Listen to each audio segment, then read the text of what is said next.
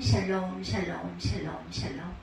하나님 사랑합니다. 여러분 주 안에서 사랑합니다. 사무엘 11장 14절에서 17절, 빌레몬 1장 15절에서 21절 말씀입니다.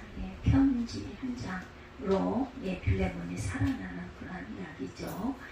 11장 14절에서 17절 말씀 봅니다. 아침에 되면 다윗이 편지를 써서 우리아의 손에 들려 요압에게 보내니 그 편지에 써서 이르기를 너희가 우리아의 맹렬한 싸움에 앞세워두고 너희는 뒤로 물러가서 그로 맞아 죽게 하라 하였더라. 이렇게 나와 있어요. 어떻게 이럴 수가 있을까 싶죠. 요압이 그 성을 살펴 용사들이 있는 것을 아는 그곳에 우리아를 두니 그 성 사람들이 나와 요압과 더불어 싸울 때 다윗의 부하 중 몇 사람이 엎드러지고 햇사람 우리아도 죽으니라. 이렇게 나와 있습니다. 빌레몬 1장 19절에서 21절입니다. 나 바울이 친필로 쓰노니 내가 갚으려니와 내가 이외에 내 자신 내게 빚진 것은 내가 말하지 아니하노라. 형제여, 나로 주 안에서 너로 말미암아 기쁨을 얻게 하고 내 마음이 그리스도 안에서 평안하게 하라. 나는 내가 순종할 것을 확신함으로 내게 쏟노니 내가 내게 말한 것보다 더 행할 줄 아노라. 바울이 빌레몬에게 이렇게 편지를 써서 보내죠. 다시 봅니다. 빌레몬 1장 19절입니다. 나 바울이 친필로 쓰노니 내가 갚으려니와 내가 갚겠다 해요. 내가 이외에 내 자신이 내게 빚진 것은 내가 말하지 아니하노라. 오 형제여, 나로 주 안에서 나로 말미암아 기쁨을 얻게 하고 내 마음이 그리스도 안에서 평안하게 하라. 나는 내가 순종할 것을 확신함으로 내게 썼노니 내가 내게 말한 것보다 더 행할 줄 아노라. 빚은 내가 갚아줄 것이라는 거예요. 그죠? 1948년 우리나라 정부가 세워진 이후 지금까지 대법원에서 사형 확정 판결을 받은 사람이 1106명이라고 합니다. 1948년. 그 가운데 현재 사형 집행이 유보된 사람이 58명이고 굉장히 오랜 시간인데도 무기수로 감형된 사람은 48명입니다. 그 나머지 1000명은 모두 죽었다는 거겠죠? 그 1000명 가운데 998명은 교수형으로 사형이 집행되었고 1명은 사형이 집행되기 전에 구치소에서 병으로 죽었고 나머지 한 사람은 구치소에서 목을 매서 자살을 했다고 합니다. 우리나라의 사형 제도가 폐지된 것은 아니지만 1997년 마지막 사형이 집행된 이후 지금까지 사형이 집행되지는 않았다고 그래요. 사형 집행은 법무부 장관이 최종 승인을 해야 이루어집니다. 최종적으로 대통령에게 비공식적인 결재를 받는 것이 관행이라고는 하지만 사형 집행의 최종 결재권은 법무부 장관에게 있다고 해요. 법무부 장관의 사형 집행 결재가 떨어지면 즉시 사형 대상 사형수가 수감되고 있는 구치소에 대검찰청의 명령서가 내려갑니다. 사형 집행 대상 사형수의 사진을 촬영하고 건강진단을 실시해서 결과를 보고하라는 내용이라고 합니다. 이 명령서를 받으면 교도관은 사형수의 집행관이 곧 이루어질 것이라는 것, 사형 집행이 그것을 짐작할 수가 있고 이 보고가 끝나면 법무부 장관이 구치소장에게 사형 집행 명령서를 내려보내게 되는데 사형 집행 명령서는 대부분 사형 집행 하루 전날 전달이 된다고 해요. 사형이 집행되는 날까지도 해당 사형수에게 사형이 집행된다는 사실을 알려주지를 않습니다. 사형이 집행되는 날 교도관은 그 구치소에 있는 모든 사형수들의 이름을 다 호명을 한다고 그러죠. 그러면 사형수 전원은 감방에서 나와서 교수대가 있는 곳으로 가는데 가던 도중에 교무계정과 종교담당 교도관을 마주치게 되고 이 교무계정과 종교담당 교도관이 그들 앞으로 지나가는 사형수 가운데 한 사람의 손을 꼭 잡습니다. 바로 그날 사형을 당하는 사람이라고 하죠. 그러면 사형 집행을 면한 나머지 사형수들은 자기 방으로 돌아갑니다. 자기 방으로 돌아간 사형수들은 사형 그 집행이 유예되었지만 그때 공포 때문에 며칠간 음식을 못 먹는다고 그래요. 1983년부터 서울구치소 종교위원으로 활동하다가 현재는 사형제도 폐지 운동을 벌이고 있는 문장식 목사님은 15년 동안이나 사형 집행 현장을 지켜본 분이세요. 그는 사형 집행의 현장에서 보고 느낀 것을 알기 형식으로 쓴 아 죽었구나, 아 살았구나 라는 제목의 책에서 사형장의 분위기를 이렇게 전합니다. 사형수가 교도관에 의해 교수대 앞으로 끌려 들어오는 장면은 마치 소가 도살장으로 들어오는 모습과 같다. 그때 사형수는 물론이거니와 사형을 집행하는 사람이나 입회자 모두 그 괴로움은 다 표현할 수 없을 정도다. 예, 목사님 그 자신도 사형 집행이 끝났는데 몇 달 동안 추격 때문에 인격이 마비되는 것 같은 정신적인 고통을 겪고 여러 날 몸살을 앓고 한동안 교화 의욕을 상실하곤 한다고 합니다.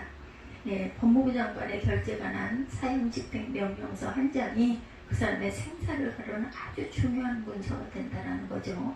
사형수가 모두 사형 집행 현장인 교수들을 향하여 갈지라도 사형 집행 명령서에 이름이 기록된 그 한 사람만 교수대에 서게 되고 나머지 사람들은 다시 돌아가게 된다는데 정말 얼마나 기가 막히겠어요, 그죠? 거기에 가는 그 과정을 겪으면서. 그러기에 어쩌면 대법원에서 사형 확정 판결을 받는 것보다 더 무서운 것은 법무장관의 이름으로 내려오는 사형 집행 명령서가 아닐까 생각이 됩니다. 사형 집행 명령서를 자신의 손에 들고 가면서도 사형 집행관은 그게 자신의 사형 집행 명령서라는 것도 모른 채 그것을 가져가는 사람이 있다면 우리는 흔한 말로 그 사람의 운명이 얼마나 기구할까. 그렇죠? 여기 그런 사람이 있어요. 이스라엘의 다윗의 왕으로 있을 때 왕이 된 이후에 이스라엘은 막강한 나라가 되었어요. 그죠? 전쟁마다 승승장구를 하죠. 전부 다 블레셋 사람들을 물리치고 암몬 자손까지도 물리치고 국내적으로 다윗의 그 막강한 지도력 탓에 안정을 되찾을 수 있었고 대외적으로도 이스라엘은 부러울 곳이 없는 나라가 됐습니다. 다윗의 군대는 가는 곳마다 승전보를 전해왔고 이전에 이스라엘을 얕보고 얕잡아보고 힘들게 했던 주변 나라들이 이제는 전부 다 조공을 바치는 그러한 그 나라들이 되죠. 근데 그 중에 일이 벌어졌어요. 이웃에 있던 암몬이라는 나라에서 왕이 죽고 새로운 왕이 왕위에 오르게 됩니다.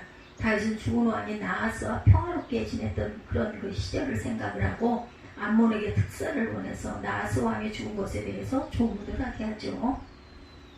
그런데 암몬에서는 다윗이 그런 선의를 왜곡하고 다윗이 자기들 암몬의 왕이 죽고 새로운 왕이 등극하는 어지러운 시기를 틈타서 침공하기 위해서 정탐하러 사람을 보냈다 이렇게 생각을 한 거죠.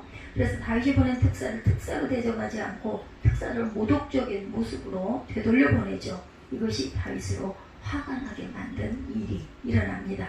다윗은 군대를 보내 자신과 이스라엘을 모독한 암몬과 전쟁을 하게 됩니다. 암몬은 이스라엘 군대가 전쟁하기 위해서 온다는 소식을 듣고 주변 나라들에게 돈을 주고 용병을 고용해서 전쟁에 나서죠. 이스라엘 군대는 먼저 암몬의 용병들과 싸워서 큰 승리를 거두면서 이제 암몬의 수도에 있는 라빠를 침공해 원수를 가기만 했는데요. 그러던 중에 전쟁을 할 수 없는 우기가 닥칩니다. 이스라엘 군대는 잠시 이스라엘로 돌아오죠. 그리고 우기가 끝나고 봄이 되었을 때 다윗은 다시 요압 장군을 대장으로 한 군대를 암몬에게 다시 보내죠. 이게 9장에서 10장에 걸친 내용입니다. 비록 암몬과 전쟁을 하러 가긴 갔지만 왕궁에 남아있는 다윗으로는 전쟁에 패할 것이라는 염려는 전혀 없었어요. 지난해 암몬의 용병들을 무찔렀을 뿐만 아니라 이제 암몬의 수도 라빠를 공격해서 항복을 받아내는 것은 시간 문제다 이렇게 생각이 들었어요. 그래서 다윗은 거기 전쟁에 가지 않죠.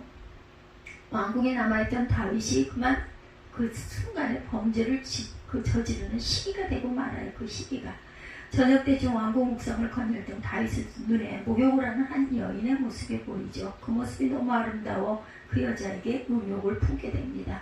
그때는 이런 일들이 그냥 별로 중요한 일이 아니었을지 몰라요. 그죠? 그 시대. 그래서 사람을 보내 여인을 왕궁으로 데려오게 하고 동침을 했어요. 하룻밤을 아무 일 없었다는 듯이 보내고 여인을 집으로 돌려보냈는데 문제가 생기죠. 하룻밤 즐기며 잔 여인이 아이를 가졌다는 소식이 들려왔기 때문이죠. 그 여인은 다름 아닌 다윗의 그 충성스러운 신하 우리아의 아내였어요. 알아보니 우리아는 요압 장군이 이끄는 군대에 소속되어 암몬과 전쟁을 하다 가고 집에 없었습니다. 만일 전쟁이 끝나고 여인의 남편인 우리아가 돌아와 자신이 없는 사이에 아내가 임신한 것을 안다면 추궁하게 될 것이고 다윗이 자기 신하의 아내와 불륜을 저질렀다라는 것이 민첩하게 드러나게 될 거예요. 그것이 두려운 다윗은 급하게 요압 장군에게 전가를 보내 우리아를 불러 들어오죠. 명목은 전쟁이 어떻게 돌아가는지 알아보기 위함이었지만 사실은 자신의 범죄를 가리기 위해서 전쟁터에서 돌아온 우리아에게 전쟁의 상황을 물은 후에 우리아에게 특별 휴가를 주어서 집에 가서 쉬게 합니다. 오랫동안 전쟁에 나가 있던 우리아가 집에 가면 아내와 잠자리를 하게 될 것이고 그렇게 되면 그의 아내가 임신한 것이 남편과의 사이에서 난 아이로 위장이 되겠죠. 근데 우리아는 충신이었기 때문에 왕이 특별 휴가를 받고도 집으로 가지 않아요. 자기 동료들과 전쟁터에서 목숨을 걸고 싸우고 있는 그런 동료들을 생각을 하고 편안히 집에 들어가서 아내와 잠을 잘 수가 없다. 우리아는 집으로 가지 않고 왕궁 문지기들이 잠을 자는 곳에서 하룻밤을 지내게 되죠. 계획이 틀어졌어요. 그러자 다음날 다윗은 우리아를 다시 불러 잔뜩 음식을 먹게 하고 술을 마셔서 취하게 만듭니다. 술에 취한 김에 자기 집으로 가서 아내와 잠을 자게 할 것이라고 생각을 한 거죠. 근데 취한 상태에서도 우리아는 자기 집으로 가지 않고 전날처럼 문지기들이 잠을 자는 곳에 가서 잠을 잡니다. 두 번째 다윗의 계획도 숲으로 돌아가고 말았어요. 그러자 새로운 계획을 세울 수밖에 없었죠. 세 번째 계획은 아주 끔찍한 우리아를 다시 전쟁에 보내고 전장에서 다윗 왕이 친필로 쓴 편지를 써서 요압 장군에게 전달하게 하죠. 우리가 한 행동으로 본다면 당연히 우리아를 칭찬하고 상을 주는 편지여야 하는데 내용은 그게 아니었죠. 우리아의 그 행동에 대해서. 전쟁 중에 가장 맹렬한 전투가 벌어지는 곳에 우리아를 앞세워 보내라. 그리고 군사들을 뒤로 후퇴시켜라. 그리고는 우리아가 앞장서 나가 싸우고 있을 때 다른 군사들을 철수시켜버려서 우리아를 적진에 고립되게 하고 적군의 칼에 죽게 만든 거죠. 함정이에요. 우리아는 그 편지를 들고 전쟁터로 되돌아갑니다. 우리 같았으면 뭐 좀 읽어볼 일이지, 그죠? 어떻게 읽어보겠어요? 왕이 친히 써서 준 편지 절대 읽어볼 수 없죠. 아주 너무나 우리아가 정직하고 바르고 충성스러웠기 때문에 강교했다면 아마 살아남았을 건데 그렇기 때문에 결국 죽게 된 거죠. 자신의 손에 들려있는 다윗의 편지, 왕의 편지가 무슨 내용인지 당연히 절대로 뜯어보지 않고 요압 장군에게 전하게 되죠. 자신을 죽게 만들라는 사형 집행 명령서와 같다는 사실을 알지 못한 채 그는 왕의 친서를 손에 쥐고 전쟁터로 갔고 요압 장군은 다윗이 편지에 써보낸 대로 하여 우리아가 전투에서 죽게 하죠. 우리아는 다윗에게 아주 충신이었습니다. 사무엘하 23장에 보면 다윗의 휘하에 있던 유명한 장수들의 이름이 나오는데 그 가운데 우리아의 이름도 들어있어요. 최고의 장수는 아닐지라도 30인의 장수의 한 명이었습니다. 근데 성경은 우리아를 소개하면서 햇사람이다 이렇게 소개합니다. 이 말은 우리아는 이스라엘 사람이 아니라는 거죠. 이방인이었어요. 햇사람. 그럼에도 다윗의 부하가 되어서 다윗에게 충성을 할 수 있을 정도로 대단한 인물이었다는 겁니다. 이방인임에도 불구하고 30명의 장수의 안에 그 이름이 올랐던 그런 충실한 충성된 우리아인데 다윗의 마음속에 우리아는 사형수였어요. 그랬기에 이방인임에도 불구하고 전쟁터에 나가면 요압 장군이 사형 집행관이 되게 됩니다. 다윗 왕은 사형 집행인인 요압 장군에게 보내는 우리아의 사형 집행 명령서를 우리아의 손에 들려서 보내죠. 우리아는 자신을 사형시키라는 명령서를 자신의 손에 가지고 요압 장군에게 갔던 거예요. 우리아에게 잘못은 전혀 없었어요. 오히려 우리아는 다윗에게 충성스러운 신하였습니다. 심지어 다윗이 특별 휴가를 주어서 동료 전우들을 생각해서 편안한 잠을 거부했던 쉬게 했음에도 불구하고 그만큼 우리아는 정말 좋은 부하였어요. 다윗은 자신의 범죄를 감추기 위해서 우리아를 사형수를 만들어서 그의 손에 자신의 사형 집행 명령서를 들려 전쟁터로 보내 죽게 만들었던 거죠. 우리아는 그 다윗 왕이 써준 편지를 들고 갈 때 전혀 두려움이 없었어요. 만약에 자신을 죽이라는 명령서라는 걸 알았더라면 어땠을까요? 그것이 설마 자신을 죽이라는 편지인 줄 정말 까맣게 전혀 무심하지 않았던 거죠. 근데 두려운 마음으로 편지를 들고 간 것은 사람이 있습니다. 바로 오늘 신약성경 본문에 나오는 오네시모예요. 오네시모는 원래 빌레몬의 종이었죠. 빌레몬서 2장에 나오는. 근데 정확하게 무엇인지는 모르지만 주인인 빌레몬에게 큰 손해를 끼치고 뭔가를 훔쳤다 이런 내용이 나옵니다. 도망을 칩니다. 주인에게 도망쳐 나온 오네시모는 우연히 감옥에 갇혀있는 바울을 만나게 되었고 바울은 복음을 전해 듣고 그 복음으로 인하여 오네시모는 변화가 되죠. 바울로부터 훈련을 잘 받은 오네시모는 이제 사도 바울에게 큰 유익을 줄 수 있는 신앙인으로 자랍니다. 목사를 그 했던 거예요, 기간이. 그래서 바울은 오네시모를 자신의 신복, 빌레몬서 1장 12절에 신복이라 이렇게 말하죠. 신복이라는 말은 심장이라는 뜻입니다. 신복, 우리의 몸에서 심장을 떼어낼 수 없듯이 떼어내면 죽죠. 오네시모 역시 바울 자신과 결코 떨어질 수 없을 정도로 자신에게 중요한 사람이라는 거예요. 그렇게 자신에게 중요한 사람이 되었지만 오네시모를 그냥 자신 곁에 두고 함께 사역하는 것이 마음에 걸렸어요. 왜냐하면 고대 종은 주인의 소유이기 때문이에요. 비록 오네시모가 주인인 빌레몬에게서 도망쳐 나왔지만 그는 빌레몬의 소유였어요.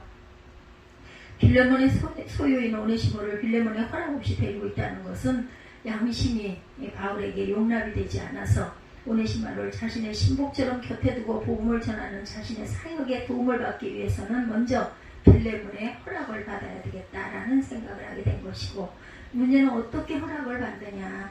바울과 빌레몬과의 관계에서 생각한다면 바울은 편지 한 장 써서 전후 사정을 상세하게 기록하고 너희 종이었던 오네시모가 이제는 복음 안에서 변화되어 새 사람이 되었고 내 복음 전도의 사역에 너무 중요한 사람이 되었기에 내 동역자로 쓰려고 한다. 그렇게 이해해 주기 바란다. 그렇게 말할 수도 있지만 바울은 그건 예의가 아니다 생각을 합니다. 그래서 오네시모를 직접 빌레몬에게 보내 오네시모가 빌레몬의 용서를 받고 빌레몬의 허락을 받아서 자신에게 보내시는 것이 옳은 방법이라는 생각을 하고 오네시모를 빌레몬에게 보내는 거죠. 여기 아주 큰 위험이 따릅니다. 고대 종이 주인을 배신하고 도망친다면 그 종은 사형수예요. 사형수. 주인에게 붙잡히면 거의 대부분 죽음을 면치 못합니다. 근데 오네시모는 그냥 도망친 것이 아니라 주인인 빌레몬에게 큰 손해를 끼치고 도망을 쳤어요. 그런 오네시모가 빌레몬 앞에 나타난다면 빌레몬이 오네시모를 보는 순간처럼 당장 죽여라. 그럼 죽는 거죠.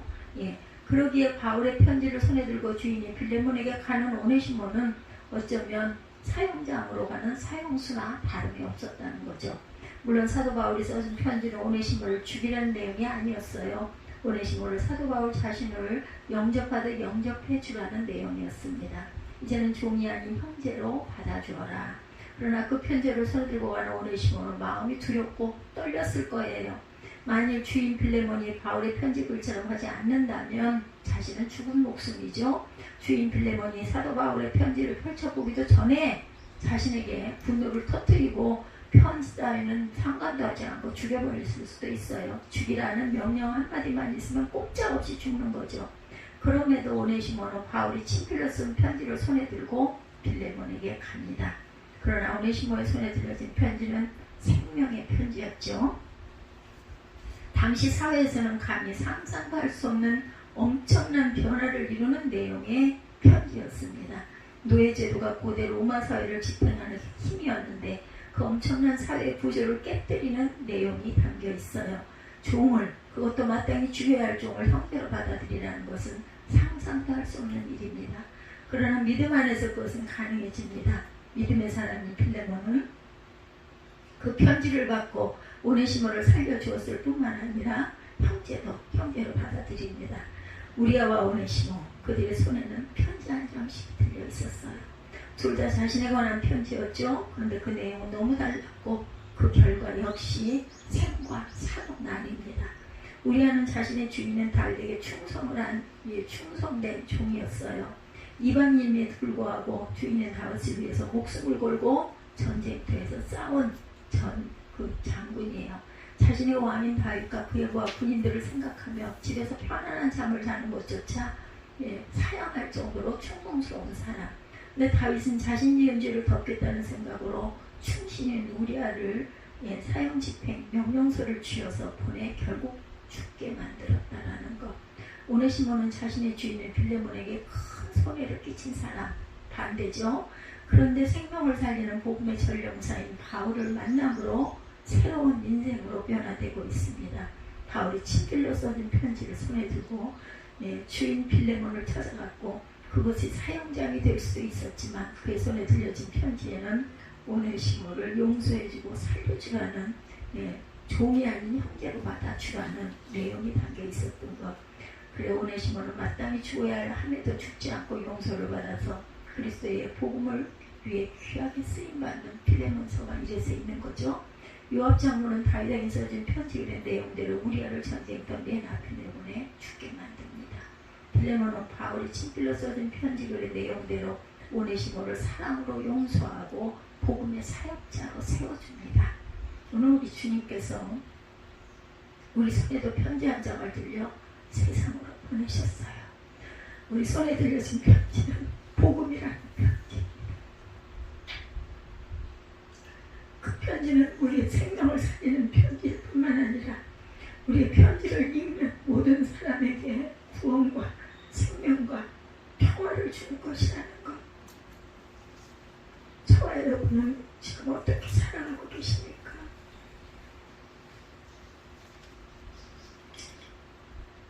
우리 생명도 살고 내 이웃도 살리는 그런 생명의 전령사이신지요. 아무도 서로에게 관심을 갖지 않으므로 서로를 내마음과 관심해서 죽은 자 취급하는 세상 앞에 우리는 우리 손에 들려진 편지를 세상에 보여주어야 합니다.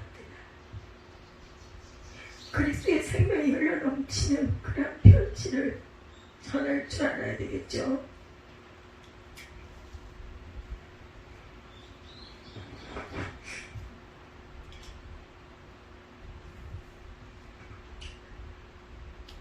고린도후서 3장 2, 3절입니다. 너희는 우리의 편지라 우리 마음에 썼고 무사람이 알고 읽은 바라 이렇게 말하고 있어요. 우리 마음판에 그리스도의 편지가 쓰여 있다는 거죠. 그리고 많은 사람들이 읽은 바라고 얘기하고 있어요. 그 읽은 편지를 또 이웃에게 증거하고 전해야 되겠죠. 우리가 전달되는 곳마다 살아계신 하나님의 명으로 쓰여진 이 편지 말씀이죠. 그리스도의 향기가 나타나야 하고 우리의 모습을 통해서 그리스도의 영광이 나타나야 합니다. 하나님께서는 우리의 손이 아닌 마음판에 편지를 써서 세상에 보내셨어요. 세상에 그리스도의 향기를 무엇으로? 삶으로 나타내라는 것입니다. 삶으로 나타내는 그리스도의 향기가 되는 저와 여러분 되시기를 주님의 이름으로 축복합니다. 몇 년 전 끔찍한 그런 소식이 있었습니다. 이집트 성지 순례를 마치고 이스라엘로 돌아가려는 성지 순례단 31명이 탄 버스에 폭탄 테러가 있었고 우리나라 사람 3명을 포함해서 4명의 귀한 생명이 목숨을 잃었다고 그래요.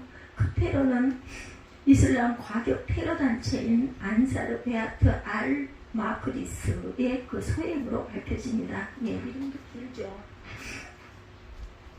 안사르 베이트 알 마크디스. 그들 스스로 자신들이 저질렀다라고 주장을 했다고 그래요. 테러를 일으킨 정확한 이유는 알려지지 않았지만 자신들의 정치적인 이유 때문이라고 합니다. 자신의 정치적인 목적을 정부에 주장하기 위해서 그런 테러를 벌여서 무고한 사람을 죽였다는 것은 있어서는 안 될 일이죠. 이 사건을 보면서 다윗과 우리아를 생각했습니다. 자신의 범죄를 가려보겠다는 생각에 우리아의 손에 사형집행 명령서라는 편지를 써준 다윗의 모습이 그 테러단체의 모습과 비슷해 보이죠. 자신의 이기적인 욕심을 위해서 충성스러운 신하를 죽인 다윗입니다. 어느 종교를 막나누고 종교의 이름으로 전쟁을 일으키거나 테러를 자행해서는 결코 안 되겠다. 지금 요즘 이단들이 그런 행태가 이루어지고 있죠. 정명석인가요?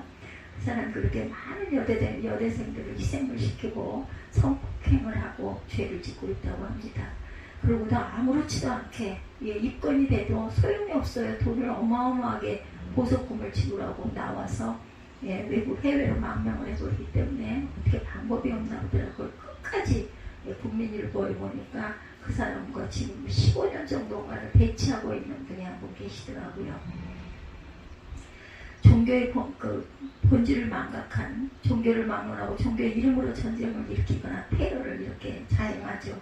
종교의 이름을 빌어서 자신의 욕망을 이루려는 비겁한 변명들을 하고 있습니다. 우리의 손에는 오네시모와 같은 편지가 우리의 손에는 들려 있어요. 세상은 결코 이해할 수도 없고 받아들일 수도 없는 엄청난 하나님의 사랑이 담긴 편지입니다. 편지를 통해서 세상을 사랑으로 바꾸어 가기를 원하시는 하나님의 간절한 마음이 담긴 그런 편지. 저와 여러분들은 모두 다 편지들이죠. 우리는 예배를 들으며 우리의 삶의 현장으로 돌아갑니다. 그런데 분명하게 기억할 것은 우리의 손에 그리스도의 편지가 들려있다는 것. 우리의 마음판에 그리스도의 편지가 새겨져 있다는 것. 사람을 미워하고 생명을 죽이는 편지가 아니라 생명을 사랑하고 평화를 만들어가라는 그리스도의 명령이 담겨진 편지입니다. 그 편지를 세상에 잘 전달해야 되겠습니다. 그리고 그 편지의 내용처럼 우리가 행하면서 살아가야 되겠죠. 그리스도의 편지인 저와 여러분을 통해서 세상이 조금이나마 아름답게 변화가 되는, 우리 이웃이 조금이나마 아름답게 변화가 되는 그러한 온전한 행함의 편지들 되시기를 주님의 이름으로 축복합니다. 기도하시겠습니다.